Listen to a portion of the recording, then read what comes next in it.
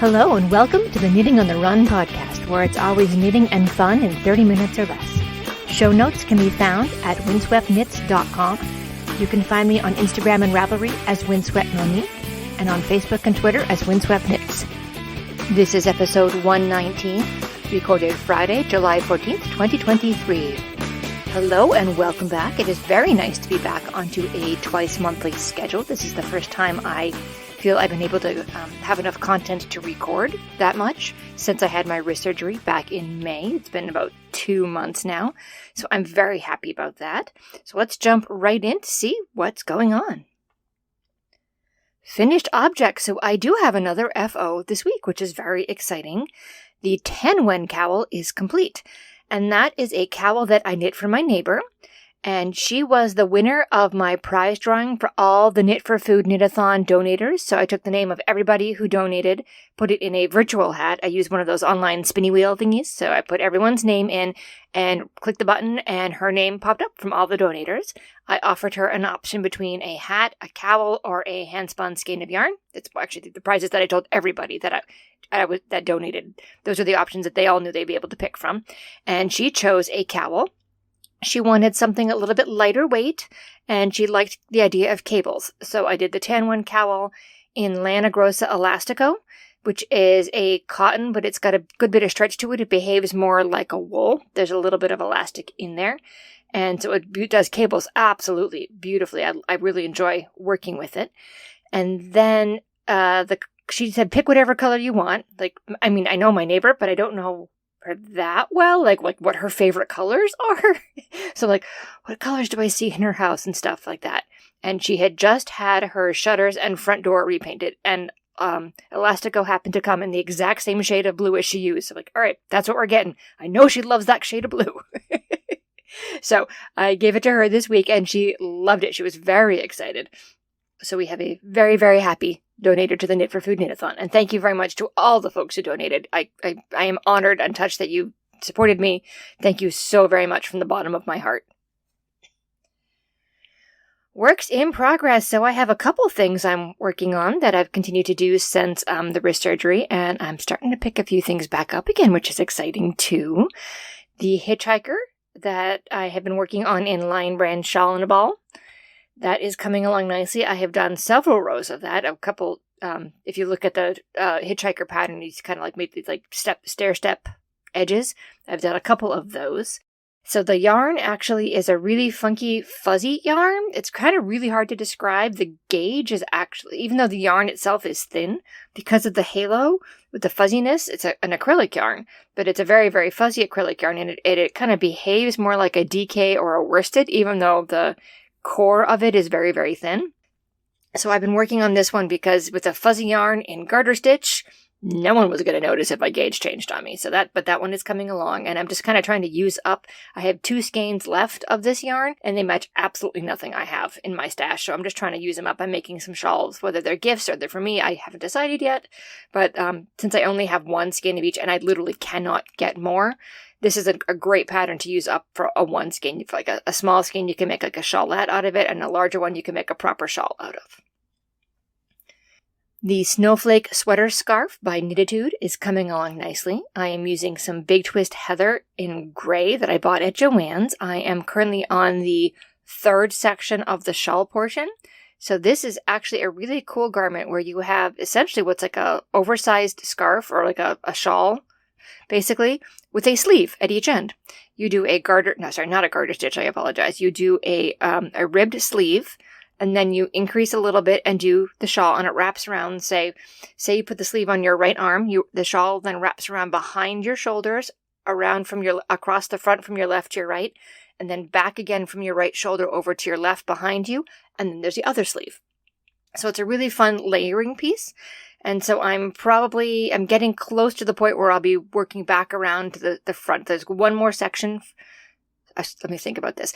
Yes, I'm on the 3rd section. So the next section will actually be the front panel that you wear. And the way she has it designed is that there's pearls that kind of look like little snowflakes that are falling. And closer to the sleeves, there's more of them. They're more concentrated. And then at the front, it's a nice, delicate little pattern with just a few here and there that make like a light snowfall. And then as you go back towards the other sleeve, it increases again. It's a really fun design. And as much as I normally absolutely hate knitting scarves, this one is fun because it changes it up. Plus you have the sleeves on both ends, so it doesn't feel like you're knitting, 10 feet of scarf and it goes on forever and ever and ever, which is why I normally detest making scarves, but I'm really enjoying this one. And my last work in progress is one from before I had my wrist surgery, which is wonderful. I'm working on the Davit, which is designed for Berroco by Amy Palmer. I'm knitting it using Silk Noir by Great Adirondack Yarn Co that I bought at Rhinebeck last year.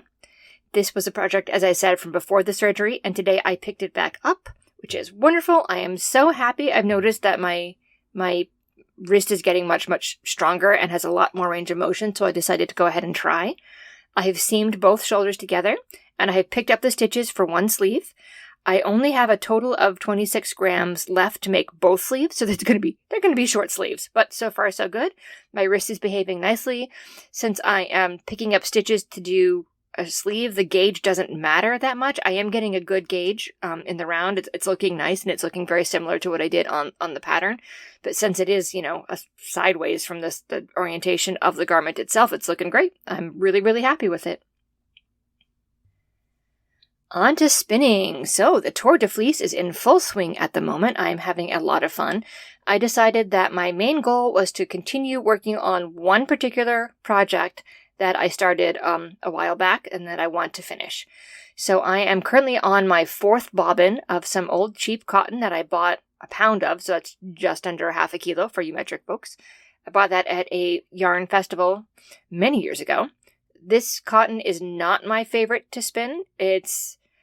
So I paid for this pound of cotton what I would normally pay for about a half a pound of a really well-prepared cotton, and you get what you pay for. So it's definitely not my favorite to spin. It falls apart much more easily, but it does spin a little bit thicker than most of the cottons that I've worked with.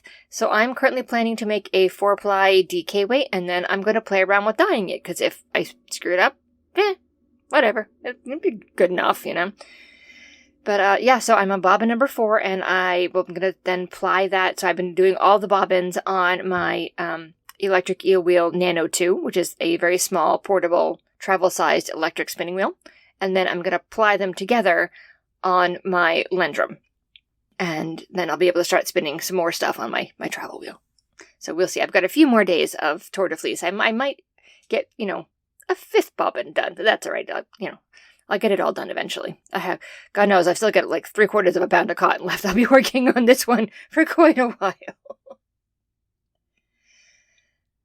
On the run. So I think I mentioned last time I recorded that ballet class was going to be starting up soon, and it didn't quite start when we expected. It got delayed. There were some things going on. I actually take a ballet class through a local figure skating organization. The Skating Club of Boston is not far from my house, and they have a program now which offers dance classes to help the skaters with their grace and their technical thing and strength and core strength and stuff like that. I don't know if you ever watched figure skater, but you can tell the ones who've taken a ballet class, it makes a big difference in their presentation on the ice. So they have a dance group that teaches for this primarily to the skaters, but anyone is allowed to go, and it's open to the public. And they have been starting up some adult classes, which is wonderful. So I'm taking them there, and I started that. And I've also, as you know, I've been doing Aqua Zumba for a while now. I'm now doing it 1 or 2 times a week because my gym is offering more of those. And last week, in the span of 26 hours, I took my first ballet class since April, and then an Aqua Zumba class, and my body held up, and I did it, and I'm not injured, and I am so happy, and I'm proud of myself, and I'm getting stronger. So, if you think something's going to be a challenge, you work up to it, you'll get there. If I can do it, anybody can, because I fall apart at the break of a hat. I've got sunshine, so this one's kind of an annoyance that's become a really good thing. So cheers to finding a new veterinarian. So the vet office we've been at for 7 or 8 years has been sold to new corporate overlords. And the staff apparently is very unhappy because all of a sudden, or at least all of a sudden from our point of view, probably not from their point of view, of the 4 veterinarians, 2 have left and 1 is on an internship. So, yeah, we've been researching and doing online, getting recommendations and begging recommendations from a friend of ours who is a veterinarian herself, but she works at an emergency vet clinic. So I've got it narrowed down to two, one here in town and one about a 30-minute drive away where those two former vets that we liked now work. So I'm toying between the two. Our cats are not fans of the car, so I'll probably end up going to the one here in town, but that's got a great reputation. And I'm really happy I have that sorted out because we have two ancient cats. We have two lovely little old ladies. For those of you who are newer listeners, Dubs was a shelter cat, so we don't know her exact age, but she's estimated to be between 15 and 17 years old, and she's our younger cat. And Callie was born September 11th, 2001. Yes, that September 11th. So she will be 22 in less than 2 months. And they both have some chronic health problems at this point, and we just want to make sure that they are happy and comfortable and that we have a veterinarian that we can get care from, and that there's actually a veterinarian still working that we can make an appointment with. So I'm sad to leave because I have liked the veterinarians that we've had for the past several years, but it's time to move on, and I'm glad we found a new one and they've got availability and come highly recommended, so I am happy about that. So I am going to wrap it up here. I hope you all have a wonderful couple weeks ahead. I will see you again at the end of the month. Happy crafting. Keep those legs and those needles moving. Bye-bye.